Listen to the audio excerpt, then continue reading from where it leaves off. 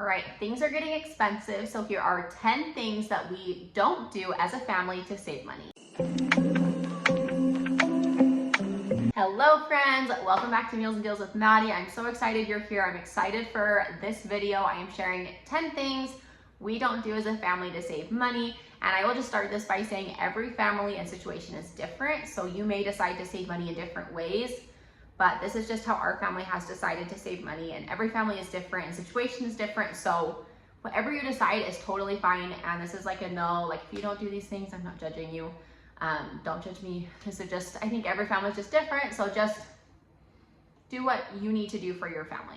Number one, we do not buy or drive new or fancy cars. We buy used cars, and by used cars, it doesn't bother us. And one of the reasons being is that we do our homework on the cars that we are buying. If we're buying used, we're gonna do our homework, our research on the car. My husband's really good with cars, so when we test drive it, he can usually tell if something's wrong or something needs fixed or something's not quite right. If you don't know much about cars, maybe find someone that knows and bring them along with you to help you with that. Just do your research, look at the history of the car, make sure it's a good fit for your family, because you can save so much money buying used and not new.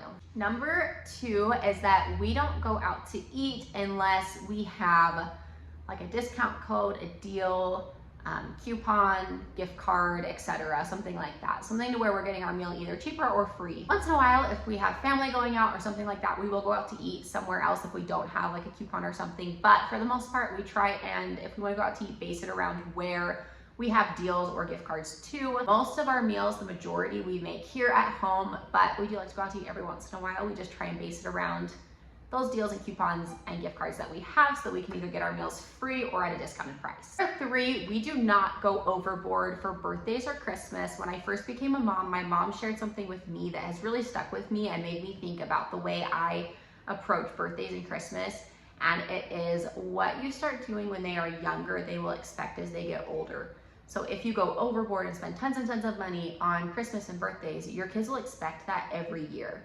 And what if they turn 10 and all of a sudden you lose your job, or something in your financial situation changes and you can't afford to keep doing that? What we try to do is keep things simple. For birthdays, we try and do like a simple party with family and friends, dinner for them, things like that, and a simple gift. And then for Christmas, we do gifts, but we try and keep it simple, set like a budget, and just do things. Something that I'm also really trying to work on this year for Christmas is buying quality, durable toys that I know they will play with, instead of just like little trinkets just so they have things to open. Just really focusing on buying those quality gifts that I know they will play with. Last year for Christmas, my husband and I did not buy gifts for each other. Usually we do, but we wanted to save money, so that's also another great option.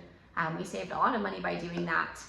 Or something we've also thought about doing is buying like a joint gift or doing experience instead of doing gifts for each other. So there's a lot of different ways that you can save money around the holidays and with birthdays. Number four, and this is one that I want to make a separate video for, it's, for this topic in and of itself, but we do not go into debt for unnecessary things. Now we've kind of categorized debt into two categories. So good debt and bad debt. Good debt would be like your mortgage payment because you need a house, like necessary things, a car, school, education, things like that.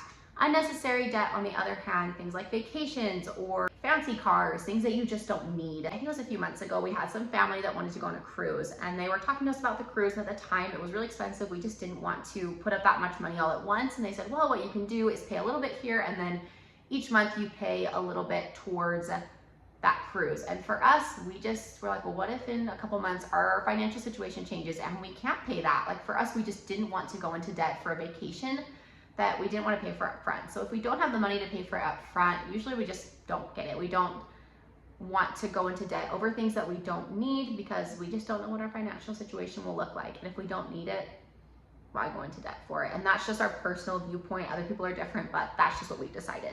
Number five, we don't go on fancy vacations. My husband and I took a nice vacation together, like our honeymoon after we got married. But since then, we have not taken a nice, like a fancy vacation, you could say. We take vacation. We have family that lives far from us. So usually what we do is save up what money we would put towards a vacation. We go and visit them. Or we like to do simple things like camping. We really enjoy camping, and it's super inexpensive. And sometimes you can even find places to go camp that are free. and there are a lot of fun things you can do when you go camping. So we just try and keep it simple, and the money that we would use, go visit family or just do something simple. We don't need big, elaborate, fancy vacations to, in my opinion, to be happy. Like, there are so many fun things we can do with our family that are very inexpensive or free.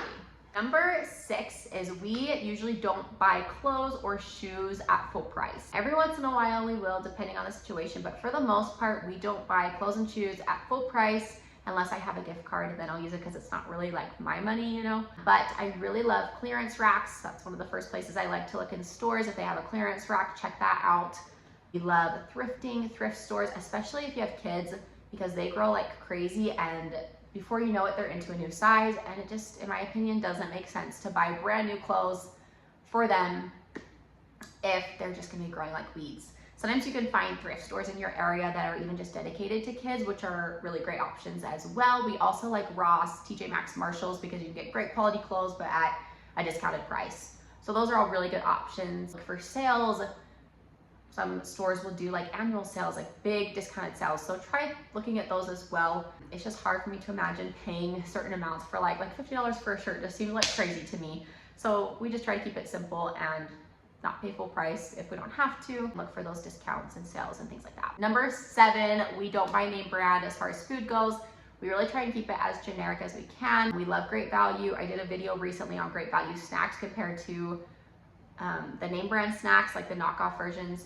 And it is amazing to see the price difference and that they literally taste pretty much the same. So we love generic brands. It really does save a lot of money. There are instances where it doesn't. Sometimes the name brand, maybe it is like around the same price, but for the most part, I have found that buying generic is such a money saver. So definitely check into that. It also goes along with clothes. We don't buy a lot of name brand clothes or shoes. Sometimes like the higher quality things, if we can get it for quality and a decent price, we'll get it. But like Nike, like I don't need it. I used to love American Eagle jeans back in high school, and I just don't need them anymore because they're so expensive. So just another thing, we just don't buy a lot of name brand stuff. 8, we don't do a lot of activities as a family that cost money. For example, we don't go to movies, mini golf, arcades, things like that. I can't remember the last time I've been to a movie because they're just so expensive, especially when you have a larger family. Things just get out of hand, in my opinion. So we try to find things as a family that are either really, really cheap or free. There are so many free things you can do in your area. We, in our area, especially have lots of parks and fun things like that. And in the winter, it does get a little more challenging, but we love movie nights. There's other things, pizza night, where you make pizza together, playing in the snow, like sledding. There are so many things you can do that are really inexpensive or free, and you don't need to spend tons of money. I just really think that you don't have to spend a ton of money to have fun with your family. And even sometimes, like depending on where you're at, there may be free zoos, just a lot of great things. So just check them out. There may be some Facebook pages that share them, or just Google it. But you can find a lot of things that are inexpensive or free that will make your family just as happy as the things that are expensive. Number 9, and this is something that I personally decided, but my husband's all on board with. I do not get my nails done, and I don't get my hair done regularly. I actually got a pedicure a few weeks ago because it was a Mother's Day gift, and I cannot remember the last time I got a pedicure before that. You can see my nails. They are not great, but it saves us lots of money. The last time I got my hair done was over a year ago. And if I do get my hair done, I try to do more of like a low maintenance look, like a balayage or something like that. So I don't have to keep going back like every few weeks to get things changed. I don't do my eyelashes. I don't like go somewhere to get my eyebrows waxed. If I do, like my sisters have a waxing pot, they can do it for me. So just, this is what has worked for me, just keeping a low maintenance look that is easy to maintain and that I don't have to spend a ton of money on. But like I said, everyone's different, and that's totally fine. That's just a decision that I've made for myself to save money. And number 10, we do not say yes to everything that our kids want. I think that it's important for our kids to know that they can't have everything without working for it, and we're not just going to give them anything that they want. It's not saying that we're depriving our kids. They're definitely like, if they want snacks, certain snacks they like, we get it for them, but we don't get them every single thing they want. If we're in the store and like I don't get my kids, like they probably ask every time we go to the store for candy or chips or something, and I'm like, no, not today. Once in a while I will, but for the most part, it's just we don't get them anything, just anything and everything that they want. They have Christmas, birthdays to get things like that. So we try to keep things simple. Just being able to tell our kids, no, we don't say yes to everything that they want. All right, guys, there are the 10 things that we don't do to save money. I hope this was helpful. Like I said, every situation and family is different. So what you've decided to do may be different than what we decide to do, but I just wanted to share some of our things that we don't do to save money, just to help and inspire others. Hope this was helpful. If it was, please like and subscribe below. I'd be so grateful. But really, I'm just here to help others save money. I am still learning myself, things that I can do to save money. If you want to share below things that you guys don't do or do to save money, that'd be super helpful. I'd love to try any that I haven't tried before, or think about things I haven't thought about before. I'm always open to new ideas. So please share below. I hope you guys have a fabulous week. See you next time.